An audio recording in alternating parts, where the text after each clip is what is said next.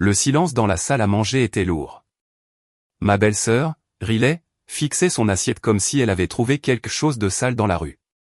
Mes deux garçons, Matthew et Owen, cessèrent immédiatement de mâcher, me regardant avec de grands yeux inquiets. Ils connaissaient le tempérament de Riley, ils savaient combien elle pouvait être cruelle quand elle voulait blesser quelqu'un. Riley piqua les purées de pommes de terre avec sa fourchette et ricana, ses lèvres se retroussant de dégoût. « Sérieusement, Harper ?» Ce rire n'était pas agréable. On dirait des restes de cantine. C'est gris et pâteux. Je ne donnerais même pas ça à un chien. Ma belle-mère laissa échapper un petit souffle. Mon mari Jake serra les poings sous la table, mais je ne me mis pas en colère, je n'élevai pas la voix, un étrange calme glacial m'envahit. Je pris une gorgée d'eau et posai doucement mon verre sur la table. « Ce n'est pas moi qui ai préparé le dîner ce soir, Riley, dis-je doucement. » Sa fourchette tomba sur l'assiette, elle leva les yeux au ciel, prête à m'insulter de nouveau, sans savoir que la nourriture qu'elle trouvait dégoûtante avait été préparée par les deux petites filles tremblantes derrière elle, ses propres filles, dont elle venait de briser le cœur sans même les regarder. Pour comprendre pourquoi ce dîner m'a autant blessé, il faut comprendre la vie que nous avions construite avant que tout ne déraille. Quand Jake et moi nous sommes mariés, nous avions un plan, nous voulions une vie simple, pas de voiture luxueuse ni de voyage en Europe, juste une famille. Les parents de Jake, Nancy et Jim, vivaient sur un magnifique terrain à Cedar Springs, un endroit calme où les arbres étaient hauts et l'air toujours parfumé de pin et de terre humide. Nancy et Jim vieillissaient et la propriété était trop grande pour eux seuls, alors nous avons fait un choix, construire notre maison juste à côté de la leur. Ce n'était pas une grande maison, juste une modeste maison à 2 étages avec un large porche peint en jaune pâle. Je me souviens du jour de notre emménagement, je tenais Matthew, alors bébé, sur le porche et je saluais Nancy de l'autre côté de la cour, elle me répondit en s'essuyant les mains sur son tablier. Tout semblait parfait, comme si nous étions en sécurité. Les premières années, c'était comme vivre un rêve, un rythme d'amour et d'entraide. Les dimanches matins, l'odeur des pâtisseries de New York flottait dans la cour, elle faisait des tartes aux pommes à la cannelle et en préparait toujours une de plus pour nous. Nous allions avec les garçons nous asseoir dans sa cuisine, le cœur de sa maison, avec son papier peint jaune et sa grande table en chêne marquée par les années. Jim, mon beau-père, était un homme discret, qui montrait son amour en réparant les choses, si notre clôture se cassait, il était là avec sa boîte à outils avant même que Jake ne se réveille, si ma voiture faisait un bruit étrange, il était sous le capot en 10 minutes. Il me traitait comme sa propre fille, jamais comme une étrangère. « Harper, me disait-il, tu travailles trop, assieds-toi, laisse-moi gérer ça. » Je les aimais. Ma propre famille était distante et froide, alors les Lane sont devenus les parents que je n'avais jamais vraiment eus. Mais les choses parfaites sont fragiles, elles se brisent facilement. Les problèmes ont commencé lentement, avec une voiture entrant dans notre allée, un SUV brillant et coûteux, déplacé sur notre route de gravier. La conductrice était Riley, la sœur aînée de Jake, tout ce que je n'étais pas, bruyante, glamour, vêtue de vêtements plus chers que toute ma garde-robe. Elle vivait en ville à 1 heure d'ici avec son mari Grayson et leurs 2 filles, Callie et Ava, et aimait raconter à tout le monde le succès de Grayson, leur grande maison, leurs vacances et leurs meubles chers. Au début, elle ne venait que pour les fêtes comme Thanksgiving ou Noël, ses visites étaient stressantes mais gérables. Puis ça a changé. Un samedi de fin de printemps, alors que je désherbais le jardin, un gravier qui crisse, le SUV de Riley dans l'allée, et elle ne venait pas juste dire bonjour, 4 enfants en sortent, 2 siens, Callie et Ava, et 2 amis qu'elles avaient amenés. Riley sort, lunettes géantes et café à la main, « Maman, papa, j'ai besoin d'une pause. » Elle ne me regarde même pas, pénètre directement dans la maison de ses parents, pendant que les enfants courent partout, piétinant mon parterre, poursuivant les poules. Je me lève, brosse la terre de mes genoux et rejoins le porche de New York. Riley est déjà à la cuisine, Nancy verse son thé, un peu rouge. « Oh, Harper, dit Riley en me regardant, tu es là, peux-tu garder les enfants ? Je dois vraiment me défouler auprès de maman à propos de Grayson, il est impossible. » Elle ne demande pas, elle ordonne. « J'ai du linge à faire, Riley, dis-je poliment. »« Juste 1 heure, fait-elle d'un geste de la main. »« Ne sois pas égoïste, ce sont tes nièces. » Nancy me regarde avec des yeux suppliants. Elle déteste les conflits, elle veut juste que tout le monde soit heureux, alors je cède, d'accord, juste 1 heure. Erreur, cette heure se transforma en 5. Riley restait dans la cuisine climatisée à manger la tarte de Nancy, à se plaindre de sa vie luxueuse, tandis que moi je surveillais 6 enfants sous le soleil, préparait leur déjeuner, séparait les bagarres, posait des pansements. Quand Riley sort enfin, le soleil se couche. Elle est rafraîchie, moi en désordre, cheveux frisottés, chemise tachée de jus, épuisée. Allez les filles, on y va, clappe TL, sans merci, regarde ses enfants et fronce les sourcils, regardez-vous, toute sale, Harper vous a laissé vous rouler dans la boue? Douleur dans ma poitrine, elle jouait à Riley. Peu importe, soupire-t-elle, à la semaine prochaine maman, et elle s'en va. La poussière recouvre mes chaussures, Nancy sort sur le porche, fatiguée aussi, désolée, Harper, elle traverse une période difficile. Je sais, répondis-je, mais mon samedi paisible était terminé. Et ça devint tous les week-ends. Riley n'a plus demandé, elle débarquait, samedi matin 10h, SUV, enfants abandonnés sur la pelouse, Riley disparaît dans la maison pour passer du temps avec ses parents. Mais ce n'était pas du temps familial, c'était du temps Riley. Ma vie à côté cessa d'être un rêve pour devenir un emploi non sollicité. Vendredi soir, je redoutais le week-end, sentant un nœud dans mon estomac.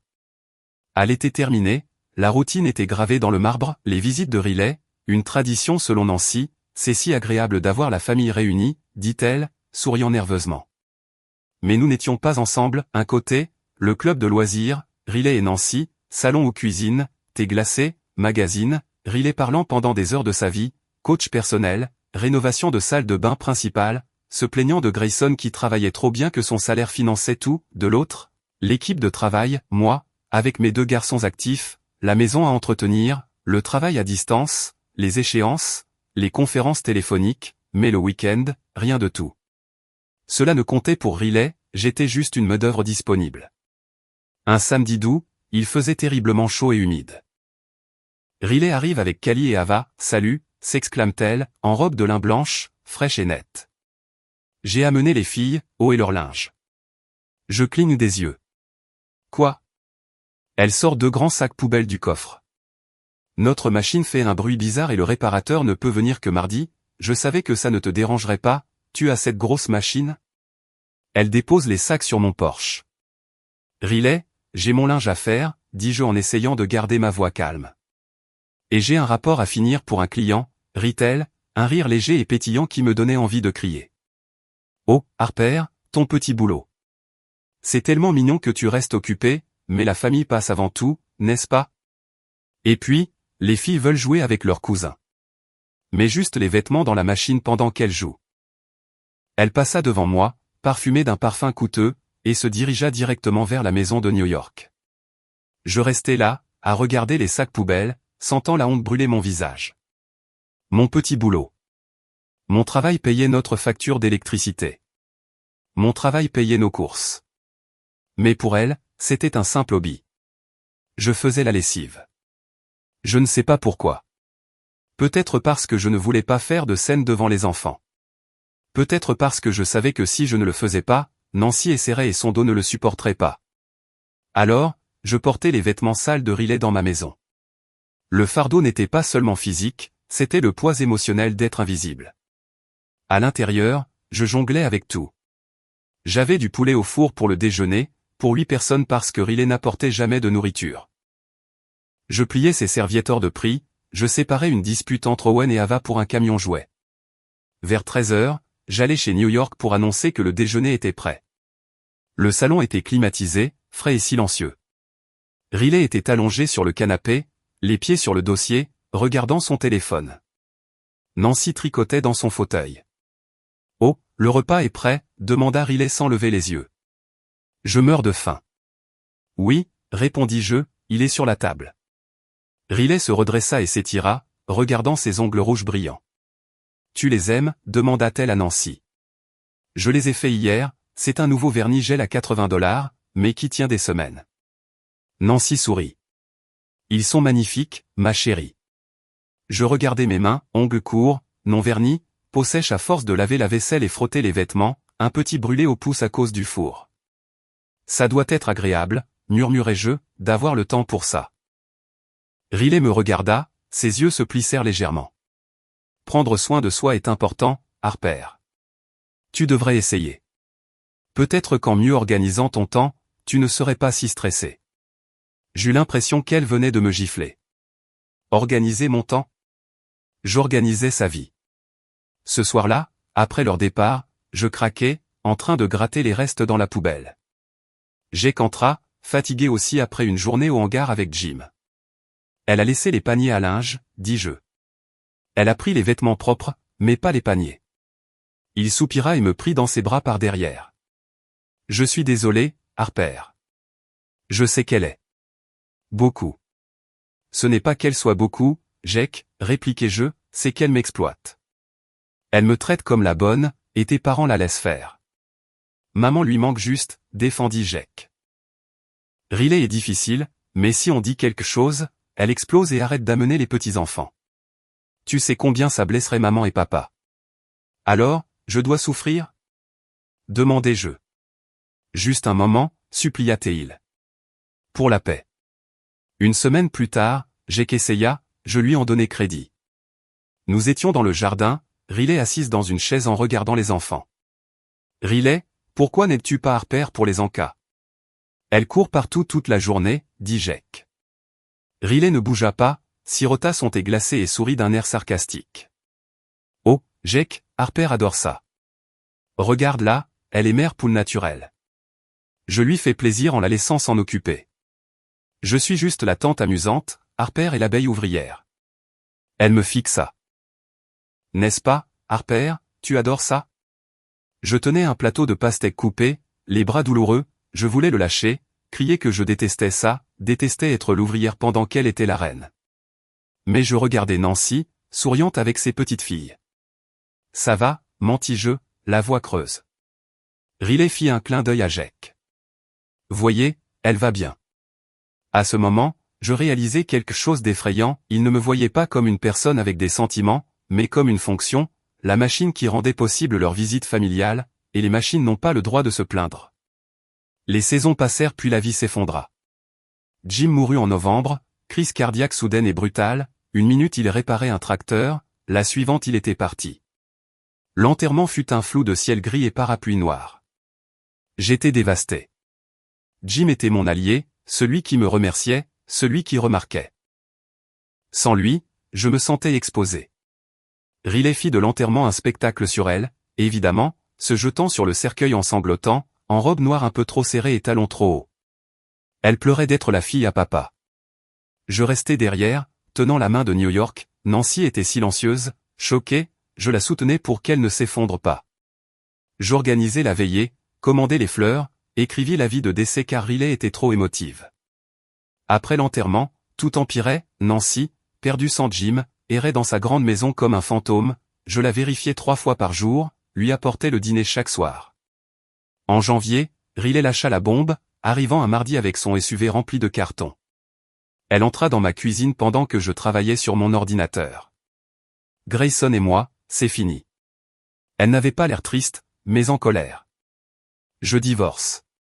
Oh, Riley, je suis désolé. Ne le sois pas, il est nul, mais je ne reste pas dans cette maison, je viens chez maman. Mon estomac se noie. Venir ici? Oui, maman a besoin de moi, disait-elle, mais c'était un mensonge. Nancy avait besoin de paix. Riley n'était pas la paix, mais un ouragan. Sans demander à Nancy, elle s'installa dans le bureau de Jim, la première violation, vidant la pièce en 2 jours, emballant ses livres au grenier, jetant ses papiers, peignant les murs en turquoise criard, achetant des meubles blancs pour créer sa suite. J'ai besoin de mon espace, de mon sanctuaire pour guérir de mon traumatisme, disait-elle à Nancy, qui acquiesçait, trop faible pour se battre. En 1 semaine, elle établit un nouvel ordre. Un soir, j'apportais un gratin, Riley buvait du vin dans la cuisine. Harper, assieds-toi, parlons affaires. Affaires? Maintenant que je vis ici, les choses doivent changer, je vais être très occupé, divorce, me retrouver. Elle sirota du vin. Maman ne cuisine pas, tout brûle. Et moi, je ne cuisine pas, tu sais, je fais même brûler l'eau. Alors, tu t'occuperas des repas pour nous tous? Je la regardais, Riley, j'ai une famille à nourrir. Je travaille. Je sais, je ne te demande pas de le faire gratuitement, je suis généreuse. Elle sortit un billet de $100 et le glissa sur la table. Ça couvre les courses supplémentaires et ton effort. Tu cuisines de toute façon, fais en plus. Je regardais le billet, 100 $, même pas assez pour une semaine de viande, sans parler d'un mois de repas pour 3 personnes supplémentaires, Riley, Callie et Ava. Ce n'est pas assez, et ce n'est pas qu'une question d'argent, mais de temps, dis-je, la voix tremblante. Son sourire disparut, son visage devint froid. Tu vas vraiment faire ça, siffla-t-elle. Maman est en deuil, je divorce, mes enfants souffrent et toi tu t'inquiètes pour des pattes supplémentaires? Elle savait exactement où me frapper, utilisant le chagrin de New York comme bouclier et ses enfants comme arme. Si tu n'aides pas, murmura-t-elle, maman mourra de faim. C'est ce que tu veux. Je regardais la chaise vide de Jim, imaginant Nancy brûler de stress en cuisinant. Je me sentis piégé, les murs se refermant sur moi. Très bien, murmurai-je. Parfait, sourit Riley, prends-le comme un pourboire. Je pris l'argent, sale dans ma main, rentrai chez moi dans le noir, honteuse, ne disant à Jake que j'aidais. L'esclavage devint officiel, chaque jour à 17h, je cuisinais d'énormes casseroles de chili, plateaux de lasagne, rôtis, salades, transportant les lourds plateaux dans la neige et la pluie, tandis que Riley regardait la télévision, criant le dîner, ne débarrassant jamais, ne lavant jamais un plat. Elle mangeait, se plaignait que c'était un peu trop salé ou trop fade, puis retournait à son dessert. Je me noyais. J'étais en colère, mais je continuais parce que je pensais tenir la famille ensemble. Je ne réalisais pas que j'étais la seule à tenir quoi que ce soit. Au milieu de cette obscurité, il y avait 2 petites étincelles de lumière. Callie avait 11 ans. Ava en avait 9. Elles étaient les filles de Riley, mais elles n'agissaient pas comme elles. C'étaient des filles calmes et attentives, avec de grands yeux tristes. Depuis le déménagement, Riley les ignorait. Elle était trop occupée à se soigner, passant son temps au téléphone avec des avocats ou à acheter des vêtements en ligne. Elle traitait les filles comme des accessoires, de jolies choses à exhiber quand elles le voulaient, mais agaçantes quand elles avaient besoin de quelque chose. Elles ont commencé à venir chez moi l'après-midi. Au début, elles restaient simplement assises à l'îlot de la cuisine à me regarder travailler, balançant leurs jambes sur les tabourets hauts. « Que fais-tu, tante Harper » demanda Ava un jour. « Je coupais des légumes pour un ragoût. »« Je coupe des carottes, dis-je. »« Je peux essayer. » J'hésitais. Riley me tuerait si elle se coupait. Mais je regardais le visage d'Ava. Elle avait l'air si ennuyée, si seule. « D'accord, dis-je, mais il faut être très prudente. » Je lui donnai un couteau à beurre et des pommes de terre cuites à la vapeur. « Tu peux couper ça. » Callie se joignit à nous, moi aussi, je veux aider. Cela commença petit, mais devint vite notre rituel. Chaque jour à 16h, les filles frappaient à ma porte arrière. « Prête pour le service » disait Callie, essayant de paraître joyeuse. Elles étaient désespérées d'attention, de se sentir utiles. Riley leur disait qu'elles étaient un poids. Moi, je leur disais qu'elles étaient essentielles. Je ne peux pas faire ça sans mes sous-chefs, leur disais-je. Elles rayonnaient. Nous épluchions des pommes de terre, décortiquions le maïs, mélangions la pâte pour les biscuits. Un après-midi, environ 3 mois après ce rituel, les filles eurent une idée alors que nous préparions un hachis parmentier par un mardi gris. « Tante Harper » dit Callie en s'essuyant la farine du nez, « Maman a été très triste aujourd'hui. » Elle criait sur grand-mère. « Oui » ajouta Ava, elle dit que la nourriture ici est ennuyeuse. Je me raidis. Je me tuais à la tâche et c'était ennuyeux. J'ai une idée, dit Callie. Rendons le repas joli. Si nous faisons un dîner beau, peut-être que maman sera contente, peut-être qu'elle sourira. Mon cœur se brisa pour elle. Elle pensait pouvoir améliorer l'humeur de leur mère avec des carottes, pensait qu'en étant assez bonne, elle les aimerait correctement. C'est une belle idée, dis-je en forçant un sourire. Que devrions-nous faire? Des cœurs, s'écria Ava. Découpons les carottes en cœurs et en étoiles, dit Callie. Nous pouvons utiliser les emporte-pièces pour la pâte du dessus. Cela prit 3 fois plus de temps que d'habitude. Nous restâmes 1 heure à sculpter avec soin les petites carottes oranges en cœurs irréguliers. Les filles étaient concentrées, la langue sortie, créant de l'art, créant de l'amour. Elle va adorer, murmura Ava. Elle va dire, waouh, qui a fait ça? Et nous dirons que c'est nous, gloussa Callie. La cuisine était en désordre, de la farine par terre, des épluchures de légumes partout, mais c'était le plus heureux que je me sois senti depuis des mois. Les filles riaient, n'étaient plus les enfants tristes et négligés d'un accent grave côté, elles redevenaient enfants. Regarde, tante Harper, dit Callie en levant un morceau de pâte en forme d'étoile. C'est parfait. C'est parfait, lui dis-je en lui embrassant le sommet du crâne. Vous êtes les meilleures aides que j'ai jamais eues.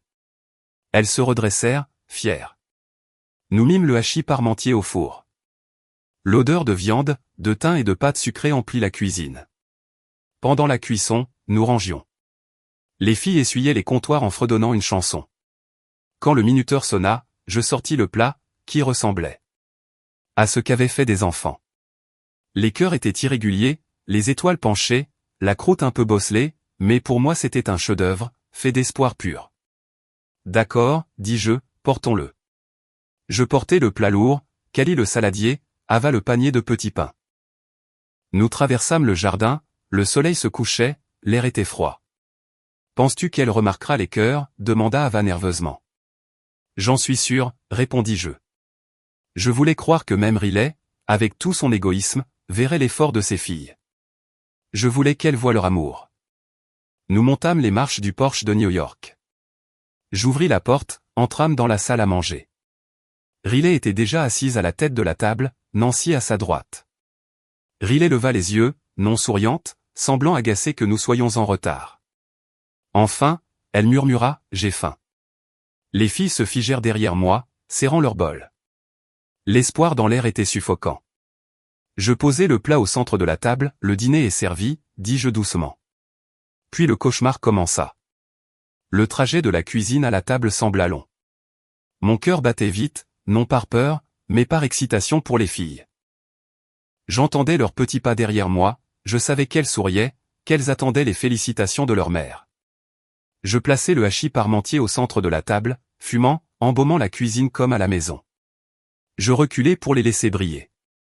Callie posa le saladier, les mains tremblantes, Ava le panier de pain, puis elles se tinrent à mes côtés, attendant. Riley cessa de regarder son téléphone et fixa le plat. La pièce devint silencieuse. J'observai son visage, attendant un sourire, oh, waouh, ou, ça sent bon. Mais elle ne sourit pas. Les sourcils froncés, elle se pencha pour examiner le plat comme un insecte, piquant la croûte avec sa fourchette et brisant une des petites étoiles que Callie avait découpées. Un lourd soupir dramatique emplit la pièce. « Qu'est-ce que c'est » demanda Riley d'une voix plate. « C'est un hachis parmentier » répondis-je en essayant de rester joyeuse. « Une recette spéciale. » Riley regarda Nancy. « Maman, as-tu demandé ça ?» Je voulais quelque chose de léger. « C'est lourd, que des glucides et de la viande. » Nancy parut nerveuse, regardant Riley, puis moi, puis les filles. « Ça a l'air joli, Riley, mangeons simplement. » Ce n'est pas joli, cracha Riley. C'est en désordre, dit-elle en montrant les carottes. Les petits cœurs qu'Ava avait découpés étaient visibles dans la sauce. Regardez ces légumes, dit Riley en riant froidement, certains sont épais, d'autres fins, ça ne cuira même pas à la même vitesse. C'est amateur. Un nœud se forma dans mon estomac. Je regardai Ava, son sourire disparut, la lèvre inférieure mordue, les mains serrées à en blanchir les articulations. Et la croûte, continua Riley, savourant sa cruauté, elle est bosselée, on dirait des restes de cantine, ou quelque chose qu'on sert en prison. Elle laissa tomber sa fourchette avec fracas. Je ne peux pas manger ça, annonça-t-elle. C'est dégoûtant, gris et bosselé. Je ne donnerai même pas ça à un chien. L'air se figea. Mes garçons, Matthew et Owen, à l'autre bout de la table, cessèrent de bouger, les yeux écarquillés. Ils savaient qu'elle était méchante, mais là c'était différent. Je pris une profonde inspiration, ressentant un étrange calme froid. Je bus un peu d'eau. Je n'ai pas préparé le dîner ce soir, Riley, dis-je doucement. Riley leva les yeux au ciel. Oh, ne commence pas avec des excuses, Harper. Tu l'as fait, assume. C'est un échec. Non, dis-je d'une voix ferme, je ne l'ai pas fait. Je posai ma main sur l'épaule de Callie, sentant son tremblement sous ma paume. Ce sont vos filles qui l'ont fait, dis-je. Riley se figea, me regarda, puis les filles. Callie et Ava, les yeux remplis de larmes, semblaient petites et brisées. Nous voulions te surprendre, maman, murmura Ava, la voix brisée. Nous avons fait des cœurs parce que nous t'aimons. Une seconde, juste une seconde, je crus que Riley s'excuserait, qu'elle dirait, oh, je suis désolée, c'est magnifique, qu'elle les prendrait dans ses bras. Mais Riley ne fit rien. Elle n'aimait pas avoir tort, ni être embarrassée. Son visage devint rouge, non de honte, mais de colère. Eh bien, dit Riley d'une voix tranchante, ça explique pourquoi ça ressemble à un désordre. Ma mâchoire se décrocha. Nancy poussa un cri. Riley, s'exclama-t-elle. Ce sont des enfants. Riley se leva, jeta sa serviette sur la table, ne me criez pas dessus, maman, claqua-t-elle. Je leur donne une leçon. On ne sert pas de la mauvaise nourriture juste parce qu'on est un enfant. Si elles veulent cuisiner, qu'elles apprennent à le faire correctement. Je ne vais pas manger de la poubelle pour ménager leurs sentiments. Elle regarda les filles avec des yeux froids. La prochaine fois, laisse la cuisine aux adultes. Tu as ruiné mon appétit. Callie fit un bruit semblable à celui d'un animal blessé, un petit sanglot aigu. Elle se retourna et s'enfuit. Elle quitta la salle à manger, traversa la cuisine et sortit par la porte arrière. Ava regarda sa mère une dernière fois, des larmes coulant sur ses joues. Je te déteste, murmura Ava, puis elle courut après sa sœur. La pièce était silencieuse, le seul bruit était le tic-tac de l'horloge du grand-père dans le hall. Riley se tenait là, lissant sa robe, l'air agacé, pas triste. Parfait, murmura-t-elle. Maintenant je dois commander une salade. Harper, tu as le numéro de ce restaurant italien? Je restais là, la regardant, fixant la vapeur qui montait de la tarte que les filles avaient faite, les chaises vides où mes nièces s'étaient tenues avec tant de fierté 5 minutes plus tôt. Je compris alors que Riley n'était pas seulement égoïste, elle était cruelle, brisée d'une façon irréparable. Je ne lui répondis pas. Je ne donnai pas le numéro. Je me tournai vers mon mari Jake, qui regardait sa sœur avec un air de pure stupeur. Prends les garçons, lui dis-je doucement. Ramène-les à la maison. Nourris-les là-bas. Harper, commença Jake. Va, dis-je. Il hocha la tête, attrapa Matthew et Owen et les fit sortir en hâte. Nancy pleurait silencieusement au bout de la table. Je regardai Riley une dernière fois. Tu es un monstre, dis-je. Ce n'était pas une insulte, c'était un fait. Je me retournai et sortis pour retrouver les filles, que je trouvai dans mon jardin, assises sous le grand chêne, blotties l'une contre l'autre, pleurant toutes les deux. Je m'assis dans l'herbe à côté d'elles, ne disant rien au début, les prenant simplement dans mes bras. Callie enfouit son visage dans mon épaule, Ava s'accrocha à ma taille. Nous restâmes là longtemps, nous balançant doucement. C'est vraiment dégoûtant, demanda Ava, la voix étouffée par ma chemise. Non, répondis-je fermement. Non, chérie. C'est magnifique. C'est le meilleur repas que quelqu'un ait jamais préparé pour moi. Maman déteste ça, sanglota Callie. Maman nous déteste. Elle ne te déteste pas, mentis-je. Il fallait que je mente. Elle traverse juste une période difficile. Elle traverse toujours des périodes difficiles, dit Callie. Elle se détacha et s'essuya les yeux, semblant plus âgée que ses 11 ans, fatiguée. Elle ne nous regarde jamais, tante Harper. Elle regarde seulement son téléphone ou son miroir. Mon cœur se brisa. Elle savait. Elles avaient tout vu. Je les ramenai à l'intérieur, Jake nourrissait les garçons avec des sandwichs dans la cuisine. Il leva les yeux en nous voyant entrer, voyant leurs yeux rouges et leurs visages tachés de larmes. Salut les filles, dit-il doucement. Un chocolat chaud? Elles acquiescèrent silencieusement. Je me dirigeai vers la fenêtre et regardai la maison de New York, les lumières étaient allumées dans la salle à manger et je vis Riley bouger, probablement au téléphone pour commander sa salade. Pendant des mois, quelque chose en moi avait craqué. Je m'étais tu, j'avais cuisiné, fait la lessive, encaissé les insultes, tout pour la paix, pour Nancy, par peur du drame. Mais voir ces petites filles brisées par leur propre mère, c'était fini, la peur avait disparu, il ne restait plus qu'une colère brûlante. Jake, dis-je, surveille-les. Où vas-tu? Demanda-t-il en posant le carton de lait. Je retourne là-bas, dis-je. Harper, attends, dit Jake. Elle est de mauvaise humeur, ça ne servira à rien. Je me fiche de l'aider, dis-je. J'en ai fini, Jake. J'en ai fini d'être la servante et de la regarder détruire ses enfants. Je sortis et traversai la pelouse, trempée par la rosée, mais je ne la sentis même pas. Je défonçai la porte arrière de New York. Riley était maintenant dans la cuisine, ouvrant une bouteille de vin, Nancy assise à table, la tête dans les mains. Riley leva les yeux, surprise par le bruit. Oh, tu es de retour, dit-elle. Tu as ramené la nourriture? Je suppose que je pourrais manger les petits pains s'ils ne sont pas brûlés. Je m'avançai jusqu'à elle, si près que je sentis le vin sur son souffle. Tu pars? Dis-je. Riley éclata de rire. Excuse-moi.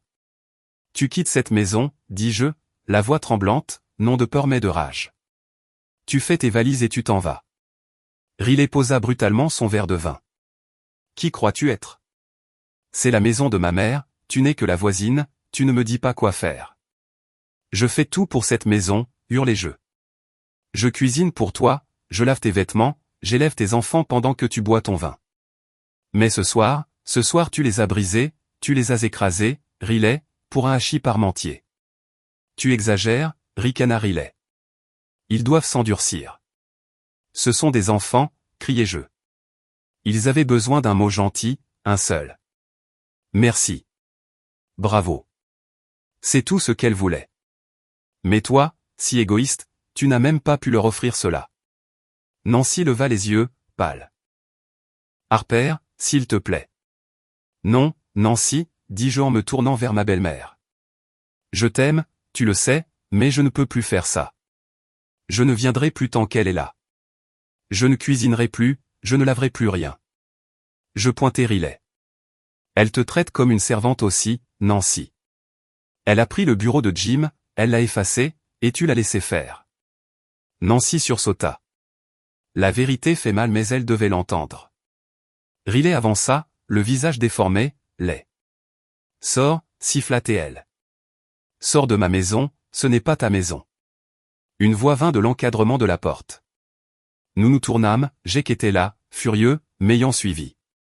Harper devient folle, elle m'attaque, commença Riley, sa voix changeant instantanément. Tais-toi, dit Jake, d'une voix basse et dangereuse. J'ai entendu ce que tu as dit aux filles. Harper a raison. Riley semblait choqué. Jake n'avait jamais crié. Le pacificateur. Tu prends son parti? Toujours, dit Jake. Elle a tout fait pour toi et tu la traites comme de la merde. Tu traites tout le monde comme de la merde. Maman a peur de toi. Les filles ont peur de toi. J'en ai fini. Il regarda Nancy.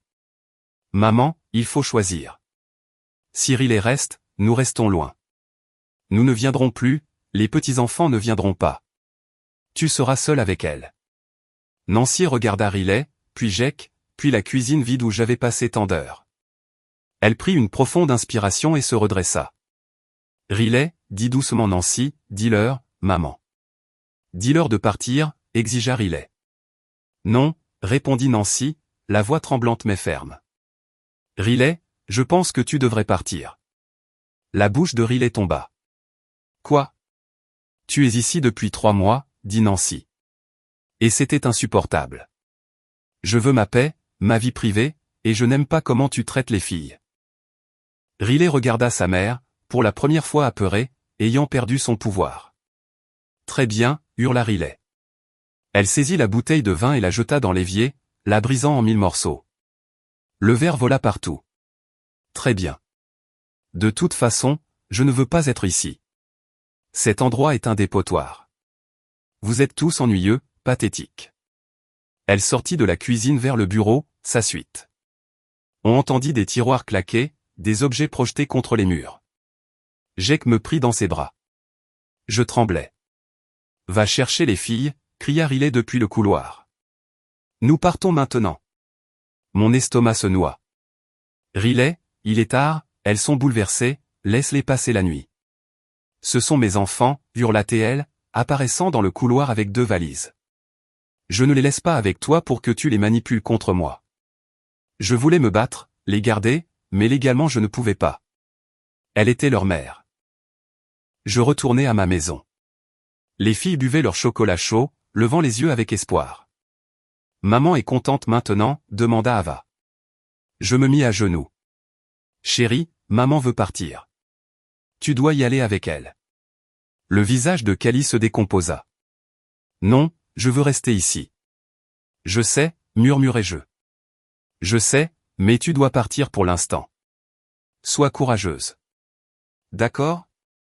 Sois juste courageuse. Je les conduisis à la voiture de Riley. Elle lançait les sacs dans le coffre, ne regardant pas les filles, ne les attachant pas, monte, claqua-t-elle. Callie et Ava s'installèrent à l'arrière, me regardant par la fenêtre, pressant leurs mains contre la vitre. Je posai ma main sur le verre aussi. Riley prit le volant, fit rugir le moteur, patina sur le gravier, envoyant des cailloux partout. La voiture s'élança dans l'allée et disparut dans la nuit. Je restai dans le noir, regardant les feux arrière rouges s'éloigner, un silence terrible s'installa dans le jardin. Elles étaient parties, et je ne savais pas si elles étaient en sécurité. Les semaines suivantes furent étranges, silencieuses au point de faire mal aux oreilles. Riley n'appelait pas, n'envoyait pas de texto à Nancy, elle avait simplement disparu. La maison d'à accent grave côté, celle de New York, semblait vide. Nancy était déprimée, assise près de la fenêtre, fixant l'allée, attendant le retour du SUV. « Ai-je fait ce qu'il fallait ?» me demanda-t-elle un après-midi, en buvant du thé.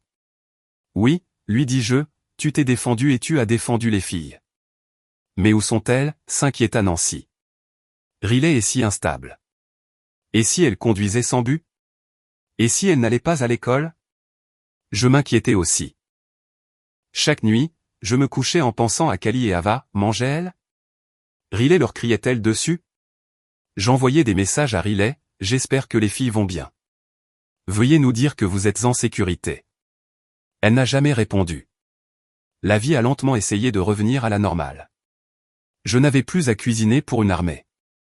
J'avais mes après-midi de nouveau libres. Je pouvais me concentrer sur mon travail.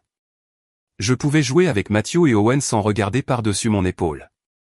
Mais il y avait un vide dans nos vies. Les filles nous manquaient. C'était un mardi pluvieux d'avril quand le silence a été brisé. J'étais dans la cuisine en train de préparer le déjeuner lorsque j'ai vu une voiture s'arrêter dans l'allée de New York. Ce n'était pas le SUV brillant, mais une petite berline usée. J'ai essuyé mes mains sur une serviette et je me suis approché de la fenêtre. La portière du conducteur s'est ouverte. Riley est descendue. Elle avait changé. La femme glamour avec sa manucure à $80 et ses vêtements de créateur avait disparu. Cette Riley portait un survêtement et un t-shirt taché, les cheveux attachés en un chignon négligé. Elle semblait maigre et fatiguée. Elle s'est dirigée vers le côté passager et a ouvert la porte pour sortir un sac de sport. J'attendais que les portières arrière s'ouvrent, que Callie et Ava sautent dehors, mais elles restèrent fermées. Riley monta seule sur le porche de New York. J'ai attrapé mon manteau et couru sans même prévenir Jake. Je suis entré dans la cuisine juste au moment où Riley s'asseyait. Nancy se tenait près de la cuisinière, terrifiée. « Où sont-elles » ai-je demandé, sans dire bonjour. « Où sont les filles » Riley me regarda, les yeux rouges et gonflés, comme si elle n'avait pas dormi depuis une semaine. « Elles sont parties » murmura-t-elle. Mon cœur s'est arrêté. « Que veux-tu dire par partie » Nancy se tenait au comptoir pour se stabiliser. « Riley, que s'est-il passé » Riley posa sa tête sur la table et éclata en sanglots, pas les faux sanglots dramatiques du service funèbre, mais de vrais sanglots, laids et désespérés. Gaison les a prises, sanglota-t-elle. Le tribunal. Le juge lui a donné la garde complète. Je laissai échapper un souffle que je ne savais pas retenir. Elles étaient vivantes. Elles étaient avec leur père. Grayson était un bourreau de travail, mais c'était un homme décent. Il les aimait. Pourquoi ? Demanda doucement Nancy. Pourquoi a-t-il obtenu la garde complète ? Riley releva la tête, le mascara coulant sur ses joues. Parce qu'elles l'ont choisi, dit-elle, les mots semblant lui brûler la gorge. Nous sommes allés au tribunal vendredi. Le juge les a interrogées en privé dans son cabinet. Il leur a demandé avec qui elles voulaient vivre. Elle me regarda, les yeux remplis de douleur et de confusion. Elles ont dit au juge qu'elles ne voulaient pas être avec moi, qu'elles disaient que je ne cuisinais pas pour elles, que je les laissais seules, qu'elles avalaient difficilement, qu'elles disaient que j'étais méchante. Je restais là, partagé entre tristesse et soulagement, tristesse pour la mère qui perd ses enfants, soulagement que les enfants aient enfin une voix. Elles racontèrent au juge le dîner, le hachis parmentier. Nancy se couvrit la bouche de la main. Elles avaient essayé de me rendre heureuse et je leur avais crié dessus. Le juge me regarda comme si j'étais de la poubelle. Riley s'affaissa sur sa chaise. Grayson à la maison, il a les enfants, je n'ai rien. Il a gelé les comptes communs. Je n'ai pas d'argent, nulle part où aller. Elle regarda autour de la cuisine qu'elle avait insultée, dont elle s'était enfuie. Puis-je rester, demanda-t-elle à Nancy d'une voix faible. S'il te plaît, maman, je resterai dans la chambre d'amis, je ne toucherai pas au bureau de papa, je n'ai nulle part ailleurs. Nancy regarda sa fille et vit la femme brisée devant elle. Bien sûr que tu peux rester, dit-elle, s'approchant pour l'embrasser. Je les observais. J'éprouvais de la pitié pour Riley. Elle avait tout, l'argent, un mari, de beaux enfants, et elle avait tout gâché parce qu'elle ne pouvait pas cesser d'être égoïste. Elle pensait être le centre de l'univers et maintenant elle était seule. Je vais y aller, dis-je doucement. Harper, dit Riley, je suis désolé. Faible mais présente. Je suis désolé pour tout. Je hochai la tête, je sais, Riley. Je retournai chez moi et appelai Jake. Elle est revenue, dis-je, mais seule. Les filles sont en sécurité avec Grayson. Elle reste, demanda Jake. Oui, dis-je, mais cette fois, ce sera différent. Et ce le fut, mais pas comme je l'avais imaginé. Riley resta dans la chambre d'amis pendant 2 semaines, dormant toute la journée, mangeant peu, plongée dans une profonde dépression. Nancy tenta de l'aider, mais elle était aussi fatiguée. La grande maison était trop lourde, les souvenirs de Jim, le drame avec Riley, tout pesait. Un soir de mai, Nancy vint dîner chez nous. Nous mangions des tacos, les garçons riaient et faisaient du désordre. J'ai pris une décision, dit Nancy en posant sa fourchette. Je vends la maison. Nous arrêtâmes tous de manger. Quoi, demanda Jake. Maman, c'est ta maison. Elle est trop grande, dit Nancy, et elle a trop de fantômes. Riley ne s'en remettra pas en restant dans cette chambre d'amis. Elle doit se tenir debout par elle-même. Alors où vas-tu aller, demandai-je. Nancy nous sourit. Vous savez cet espace au-dessus de votre garage?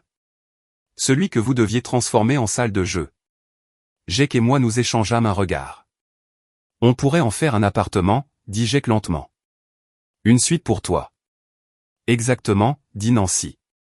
Je veux être près de vous, près des garçons, et Riley doit trouver son propre appartement. Grayson lui verse une indemnité, elle peut se permettre un petit logement en ville. Elle doit trouver un emploi, mûrir. Je pris la main de New York à travers la table. C'est une excellente idée. Et c'est ce que nous avons fait. Tout l'été, nous avons rénové l'espace au-dessus du garage, y installant une petite cuisine, un salon douillet et une chambre avec une grande fenêtre donnant sur les bois. Riley déménagea en juillet, trouvant un petit condo en ville et un emploi de réceptionniste dans un cabinet dentaire, peu glamour et détesté mais accompli. Nancy emménagea dans la suite en août, et le changement fut instantané, notre maison devint le centre de tout. Avec Nancy là, la dynamique changea, il ne s'agissait plus que je serve tout le monde, mais de vivre ensemble. Nancy aidait les garçons le matin pour l'école et pliait le linge en regardant ses feuilletons, non par obligation, mais par envie de faire partie du rythme de nos vies. Puis le meilleur arriva, Grayson m'appela. Harper, les filles te manquent, elles manquent Nancy. Je sais que les choses sont compliquées avec Riley, mais je ne veux pas qu'elles perdent leur tante et leur grand-mère. Amène-les. Les larmes me montèrent aux yeux. Amène-les, s'il te plaît. Ainsi commença un nouveau rythme, tous les 2 week-ends, Grayson déposait Callie et Ava le vendredi soir. La première fois, elles étaient timides, tenant leur sac à dos dans l'allée. Je courus les prendre dans mes bras, sans me soucier de les embarrasser. Vous nous avez manqué, cria Owen en courant les câliner. Nous entrâmes dans la maison, qui sentait les cookies aux pépites de chocolat, leur préféré. C'est toi qui les as faits, demanda Ava en regardant l'assiette. Non, souris-je, grand-mère les a faits, mais j'ai besoin d'aide pour le dîner. Mes sous-chefs sont-ils prêts? Le visage de Callie s'illumina. Oui. Nous allâmes dans la cuisine. Ce n'était plus une corvée mais une fête. Ce soir-là, nous ne fîmes pas de hachis parmentier, mais des pizzas, lançant de la farine et créant des pizzas en forme de smiley. Nancy sirotait son thé au comptoir, riant alors qu'Ava essayait de tourner la pâte comme une pro. C'est agréable ici, murmura Callie en saupoudrant son fromage.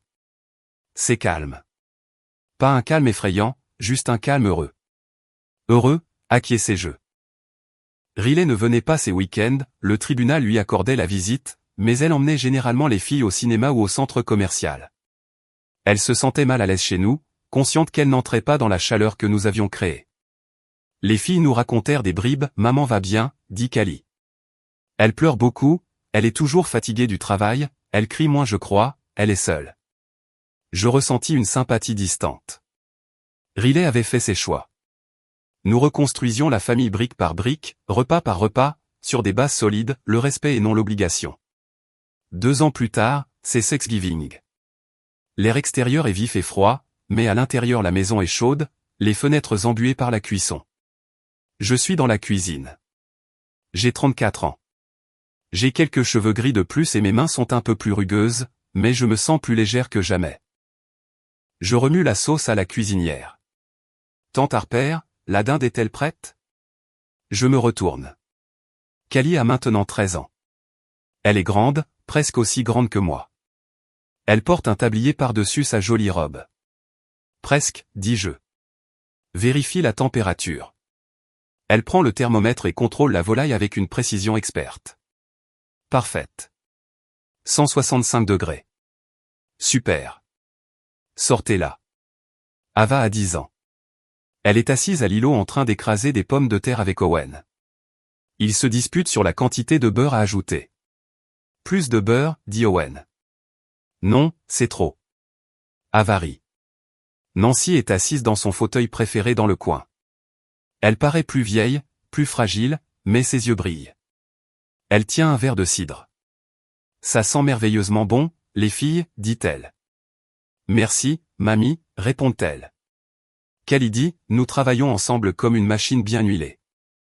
Il n'y a pas de stress, pas de crainte que quelqu'un entre et nous critique, personne ne regarde sa montre en exigeant qu'on le serve. La porte s'ouvre. Jake entre avec du bois de chauffage. Grayson le suit. Grayson vient maintenant pour les vacances. Lui et Jake sont devenus de bons amis. La nourriture est presque prête, annonce Jake. Nous portons les plats à la grande table de salle à manger. Il a fallu ajouter une rallonge pour que tout le monde ait sa place. Nous nous asseyons. Jake à une extrémité, moi à l'autre. Nancy, Grayson, les 4 enfants. Une chaise reste vide. Nous avons invité Riley. Nous l'invitons chaque année. Maman vient, demande Ava à voix basse. Elle a dit qu'elle pourrait passer pour le dessert, répond doucement Grayson. Elle avait une permanence au bureau aujourd'hui. C'est une demi-vérité. Riley évite ses dîners. Cela lui fait trop mal de voir ce qu'elle a perdu, de voir Grayson heureux, les filles épanouies, et moi assise à la tête de la table, aimée et respectée. Nous nous tenons la main pour dire la grâce. Je suis reconnaissant pour cette nourriture, dit Matthew. Je suis reconnaissante pour papa, dit Ava en serrant la main de Grayson. Je suis reconnaissante pour tante Harper, dit Callie. Elle me regarde à travers la table parce qu'elle m'a appris à cuisiner et qu'elle m'a appris qu'il est normal de faire des dégâts. Je sens les larmes me piquer les yeux. Je suis reconnaissante pour vous tous, dis-je. Nous mangeons. La nourriture est délicieuse. La dinde est moelleuse, les pommes de terre beurrées, la sauce riche. Personne ne la critique. Tout le monde en reprend. Plus tard, vers 19h, la sonnette retentit. C'est Riley. Elle se tient sur le porche avec une tarte achetée en magasin. Elle paraît mal à l'aise. Elle porte un joli manteau, mais son visage est dur. Joyeux Thanksgiving, dit-elle avec raideur. Joyeux Thanksgiving, Riley, dis-je. Entre, nous t'avons gardé une assiette. Elle entre. La conversation est un peu hésitante, les rires diminuent légèrement. Elle apporte un frisson avec elle. Elle s'assoit près de Nancy et mange rapidement. Elle complimente maladroitement les filles. Vous avez grandi, dit-elle. Nous avons grandi, maman, répond Callie. Riley reste 1 heure, mange sa tarte, parle du temps. Puis elle se lève. Je dois y aller, j'ai une matinée chargée, dit-elle. Elle embrasse les filles sur la tête, serre Nancy dans ses bras et me fait un signe de tête. Merci pour le repas, Harper. C'était bon. De rien, Riley, dis-je. Elle part. La porte se referme. Nous la regardons marcher jusqu'à sa voiture. Elle paraît petite dans l'allée, comme une étrangère visitant un monde qu'elle possédait autrefois mais qu'elle ne comprenait pas. Lorsqu'elle s'éloigne, la tension quitte la pièce. Les rires reprennent. Ava met de la musique, Jake commence à faire la vaisselle. Je reste un moment près de la fenêtre, regardant mon reflet. Je vois une femme poussée à bout, traitée comme une servante, mais je vois aussi une survivante. Je ne l'ai pas laissé me briser, et surtout, je n'ai pas laissé briser ses petites filles. Je me retourne vers la pièce. Ma famille est bruyante. La cuisine est en désordre, la vaisselle partout. Qui veut t'aider à ranger, je demande. Moi, crient 4 voix à l'unisson. Je souris. Voilà ce que signifie la famille. Ce n'est pas une question d'argent ou de maison immense. Ce n'est pas des ongles parfaits ni des vacances coûteuses. C'est éplucher des pommes de terre ensemble, des biscuits brûlés et des cœurs de forme irrégulière. C'est se présenter, retrousser ses manches et faire le travail d'aimer les autres. Ma table est pleine, mon cœur est plein, et c'est la meilleure revanche.